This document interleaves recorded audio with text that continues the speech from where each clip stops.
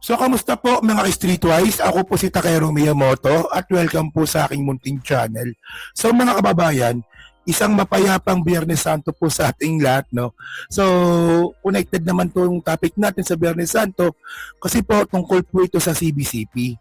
So, CBCP, isa po itong grupo ng mga kaparian dito po sa Pilipinas. So, sila po ay nagbigay ng statement regarding po sa takbo ng politika sa Pilipinas at mas lalong-lalo na nga po sa Estado ni Presidente Bongbong Marcos. So malinaw dito sa statement nga po ng CBCP no na sila po ay hindi sumusuporta para po tanggalin sa pwesto si PBBM. So tingnan niyo to ha.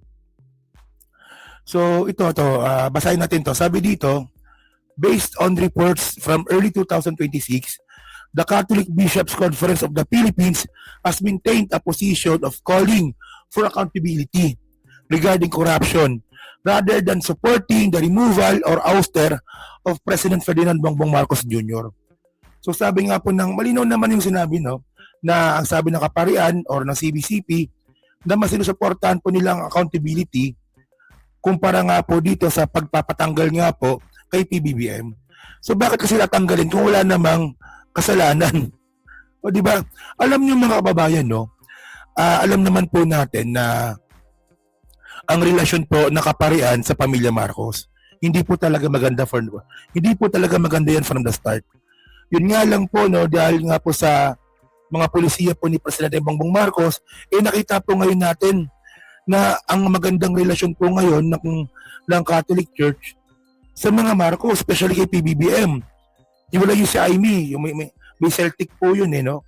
So actually maganda to yung unit team po na sinasabi ni PBBM noong 2022, nangyayari na. Tingnan nyo, ang mga kaparian dati, ayaw sa mga Marcos yan, pero ngayon, di ba? Di man lang nila maamin sa sarili nila, pero malino naman po na sinusuportahan po nila ang admin po na to. Okay. So, basahin natin, continue natin. Sabi dito, okay, key details on church stance. As of March, no, ngayon lang pala to, no ouster call. So si Father Jerome Siciliano of the CBCP Episcopal Commission on Public Affairs stated that the church does not support the removal of Marcos Jr. from the office. Diba? So actually may video to no sa Billionaire News Channel, panoorin natin reactionan natin to no. Sabihin na kasama pa si Trixie dito. Oo. Trixie malaking bunganga. Continue, sige. Hindi nagsasalita, walang reaction, meron.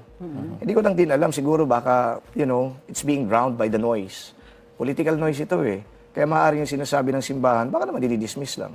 Pero tingin ko, hindi dismissive ang tao sa sinasabi ng simbahan Kasi nakikinig sila. Diba? When there was a call, for example, to mount this rally, hindi man yung simbahan talaga nanguna dito, civil society organizations, pero ando doon yung boses ng mga pastors natin. Actually, nung mayroong rally po, no, yung rallying matino, ano ba date yung September 21, nakalimutan ko na. Nung may rally po, yung kasama yung mga artista, nakalimutan ko na kung anong date yun andun yung mga pare. Di ba? Pero malino po, sa rally po na yon na nandun yung andun po yung mga kaparian, na wala naman silang sinisigaw na tanggalin si Marcos. Accountability lang. Alam nyo na, naalala ko nung ito pakukwento ko lang, no?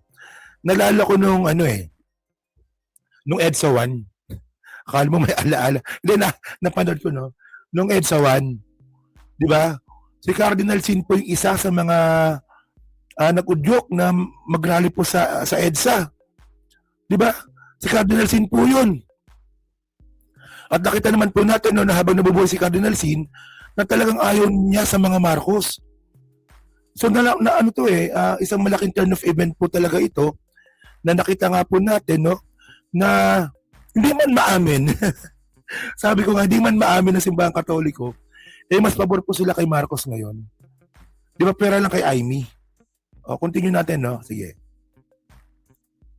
Okay, continue. Okay? And I'm talking about some bishops. Ando doon sila So I mean to say, yun nga yung, ang dami kasi nagsasalita, ang daming kumbaga mga issue, ang daming mga, leaders, pero ando doon din yung simbahan. So it's actually, addressing also these issues. So it's important. Yung mukha ni Trixie, malungkot no? Kasi di niya matanggap No, kasi ang problema dito kay Trixie, mga kababayan, alam niyo yung problema kay Trixie, di ba? Isa po siya sa mga nagkakandak ng destabilization dito po sa admin ni PBBM. Sabi ko nga, di ba, wala namang problema na mag-rally. Kung galit kayo kay PBBM, sa presidente, okay lang yan. Freedom of speech yan Pero ang gusto kasi ni Trixie at saka ng grupo niya, destabilization. Kakausapin yung mga, di ba, yung mga retarded AFP nila, kakausapin yung mga active na sumama sa destabilization. So foul yun, mali yun. Alam nyo, isa pa to, no? Ang isa sa mga rason kung bakit hindi po nagtatagumpay yung rally po ng mga DDS para po patanggalin si PBBM, hindi sumasama ang simbahan sa kanila. Tandaan natin, no? Sa dalawang EDSA po, no, sa dalawang EDSA revolution na nangyari, andin po yung simbahan. Kaya ako naniniwala ako, no, na kaya hindi nagtatagumpay itong grupo ng mga DDS, bukod sa mga masasamang tao po sila, bukod sa mga pangit pa, di ba? Hindi pa sila sama ng simbahan. Pag sila sasama ng simbahan, sama ng mga ugali ng mga yan. So ba naman sumuporta sa mga tao, di tanga ka, di ba? Oh, i-continue, Father. Bishop pala. Oh. Point of view lang siguro na natin, baka magkaiba. Siguro naiisip natin na dapat masyado kang no? Yung tipong assertive. No, hindi naman ganun ang simbahan. Kasi politics yan So meron lang yan. Merong rerendahan mo din ang sarili mo. Yeah. Do you think it's the times? Because in 1986 and in the 80s, early 80s, Cardinal Sin was most outspoken. And yung sinasabi niya was taken as the voice of the church. Nowadays, while you said that some of the bishops certainly they do, speak out, speak their minds, and wala naman kaming nakikitang nirerendahan sila. So, to be fair, but it doesn't seem like there's a single stand on the part of the church. Well, yung single stand, Sige, pilit mo, Trixie. Pilit mo, gusto mo. Yung kabayo. malinaw yun Kasi sinabi nila na we are, trying to condemn, we are condemning etong corruption na to. That's a unified stand. Yes. Tama. Pero yung call na patalsikin mo, wala silang call na gano'n. That's also a unified stand. So, meron unified stand. Yung nga lang, expectations natin, baka iba. Okay. So, kaya hindi natin nakikita yon. Pero Tama, kasi expectation ni Trixie, no? Ang gagawin ng simbahang Katoliko, sisigaw sila na we want to oust Bongbong Marcos, ganon. Wala, yung mukha ni Trixie malungkot no? Wala niya. very clear yan. So, what do you think the church specifically wants from the president, the vice president, our lawmakers? Is there an articulated policy on this? Well, kung babalikan natin yung mga rallies noong September 21, November 30, ang sigaw doon accountability. Tama nga ako, September 21 nga. Tama nga ako.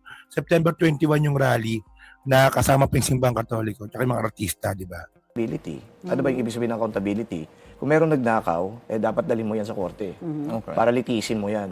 Ngayon, kung mapapatunayan niya na talagang nagnakaw siya, sabi doon ng simbahan, may restitution. Again, unified stand yan. Ibalik nyo. Yes. O ngayon, na parang wala pa naman din sigurong dinilitis, sabi ng simbahan, litisin nyo na. Umpisahan nyo na. Again, that's a unified stand. So ano to siya yung public affairs po ng CBCP di ko pala napakilala. Siya si Father Ceciliano. So itong mga binabanggit niya malaki po ang impluwensya nito sa CBCP. Di ba? So yun ang point, mga kababayan, Tingnan niyo to, Di ba? Nakita ngayon natin na kasi kasi subukan ng simbahan na magsigawan na tanggalin si PBBM. Sinong papalit? Si Sara, di ba? Kaya, ngayon, ang point natin dito, dahil nga po sa ganun, bukod nga po sa ayaw nila maging presidente si Sara, sigurado naman yun Kasi from the start pa lang, di ba, nung last President Duterte, si Digong, di ba? Nakita naman natin yung stand ng simbahan nun, na talagang ayaw nila ng patayan, di ba? So, ngayong panahon ni PBBM, mga kababayan, hindi naman sa sinasabi natin na wala silang choice kasi nga po si Sara magiging presidente kung si PBBM po mapapatanggal. Ang sinasabi natin dito, ngayon po, mas na-appreciate po ngayon ng Simbahang Katoliko yung pamumuno po ni Marcos, ni President Marcos, kahit po siya po ay Marcos. Di ba nakuha niyo point ko? Kahit na ayaw ng Simbahang Katoliko sa Marcos, no? Mas na-appreciate nila ang PBBM admin. Kasi kung titingnan natin, no, almost same, no, ng polisiya. Si PBBM tsaka si Pinoy. Magkaiba lang ng execution pero yung polisiya halos parehas lang. Alam naman po natin na lab na simbahan si Pinoy, di ba? Pero by the way, mga kababayan, no, so obvious naman po talaga, no, ang pinaka point of view nito, obvious naman po talaga na ayaw ng Simbahang Katoliko na matanggal si Presidente Bongbong Marcos. 'Di ba? Ang gusto nila, malinaw naman ang gusto nila, accountability sa mga nagnakaw. Pero huwag tanggalin si PBBM. Hindi nila sinusuportahan yung pagpapatalsik kay Presidente Bongbong Marcos. 'Di ba? 'Yun. So 'yun mga kababayan, so kayo po, no, pabor po ba kayo dito sa stand ng Simbahang Katoliko? No, na we are fighting for accountability, but we are not supporting the ouster of the president. Galing, maganda. Oh. So yes, so comment lang po sa baba at binabasa ko pong lahat yan. At syempre, yan po sa Team Replay. So palike, pa-subscribe. At di na makalabisan, pa-share na rin po ng content natin ngayon. So thank you mga ka-streetwise. Kita na lang ulit tayo sa susunod nating content. So thank you, salamat and bye-bye.